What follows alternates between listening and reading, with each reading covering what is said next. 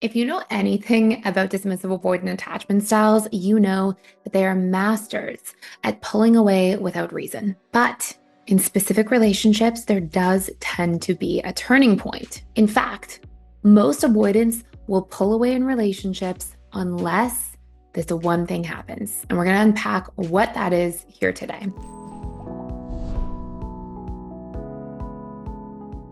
So, let me tell you a story about this. I want to tell you a story of an avoidant client that I worked with because, as many of you know who watch this channel, I have worked in the field of attachment styles and relationships for the past 10 plus years and saw many, many clients. Now, this client we are going to call Mary, and Mary was a dismissive avoidant. Now, she was a lovely woman. And she never wanted to be vulnerable in relationships. So prior to coming in to do the work, she would find herself going through these patterns of jumping from relationship to relationship over and over again. Now, if we looked back into her childhood in traditional dismissive avoidant fashion, we would see that she had both parents who were kind of unavailable in her upbringing, not really there.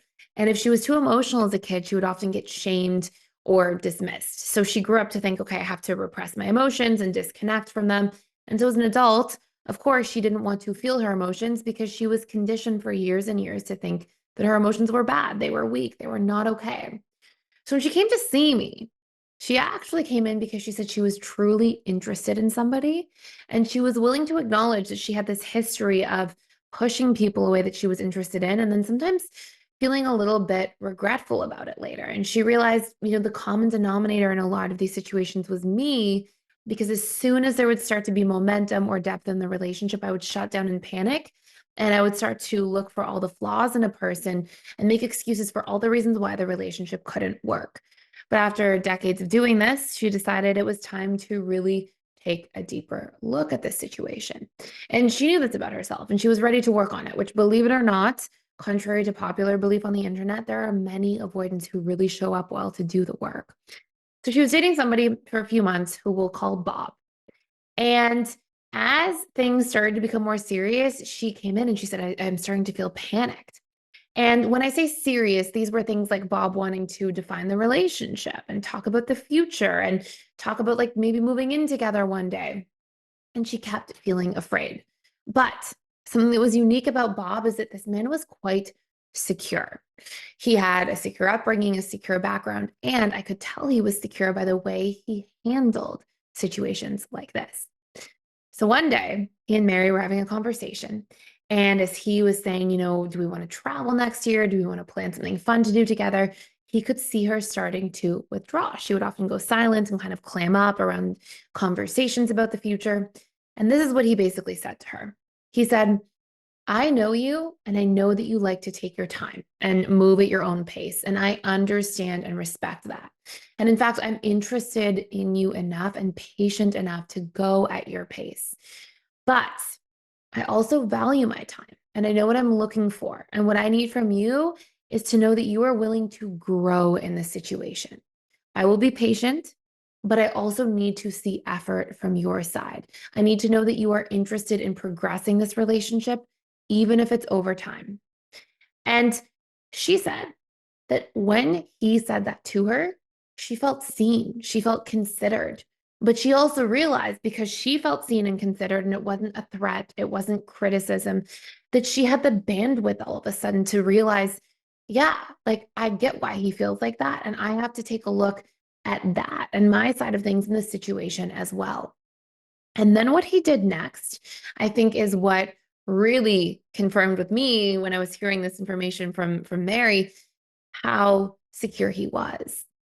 He proceeded to see his needs through and hold her accountable.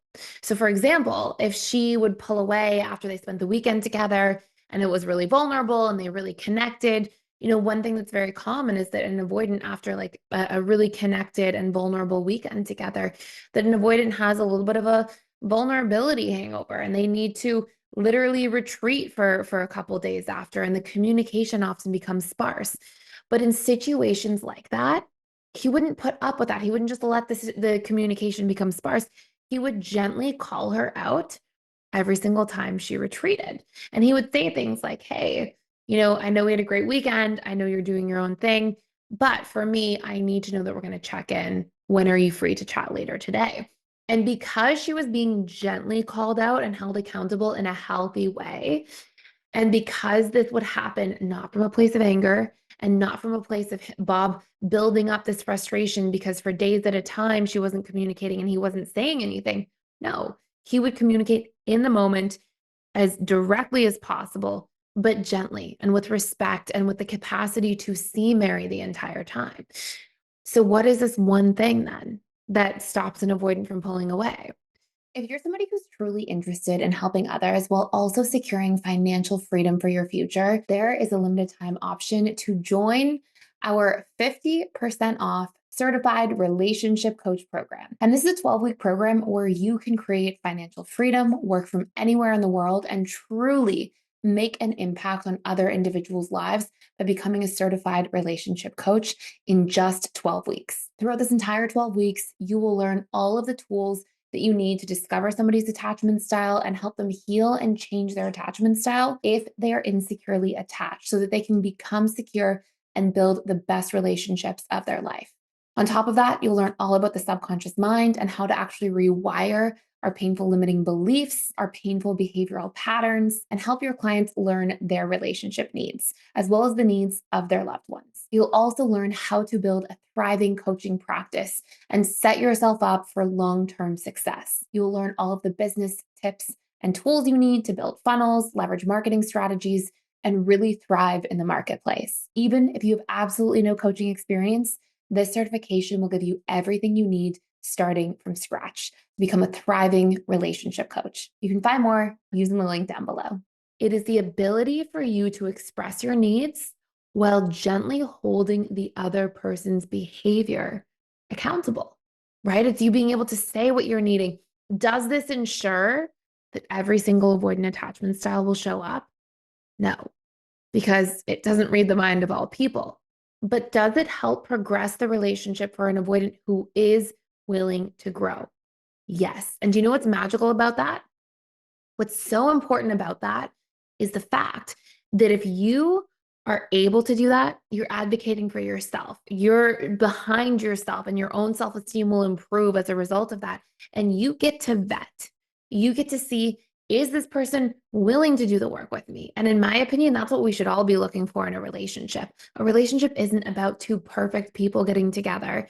A relationship is about people who are imperfect getting together, who are willing to see each other, willing to make compromises for each other, willing to communicate their needs and look out for each other and support each other in that process. And if you are vetting to see when you do communicate your needs, does that person show up? You're making sure that you're also not jumping into a relationship with somebody who may not be able to. And honestly, when we do things that way, there are far more avoidants who do show up to do the work than you would think. But if somebody's not, then you have such a clear answer. And this allows you to then decide, is this the right relationship for me to be in? So I know a lot of you are so scared to advocate for your needs, are nervous. Like, what if I do say that I need something and it pushes the person away? Well, then you have to trust that that will be for the right reasons. And a person isn't going to be perfect and meet all of your needs all of the time, but you need to see effort. You need to see consistency. You need to know that they are trying to move in that direction, even if it's in imperfect ways. So with that being said, if you want to do a deeper dive into your communication and how to really communicate with an avoidant in a way that's likely to get them to see and hear you and respect your needs and want to show up for them, I have a course you can check out fully for free for a limited time, all about how to communicate with individuals from different attachment styles. I will put the link in the description box down below. If you want to watch more videos about attachment styles as a whole and learn a little bit more about the basics, you can check out these videos here. And thank you so much for watching. Please subscribe to this channel if you enjoyed today's video, and I can't wait to see you in the next one.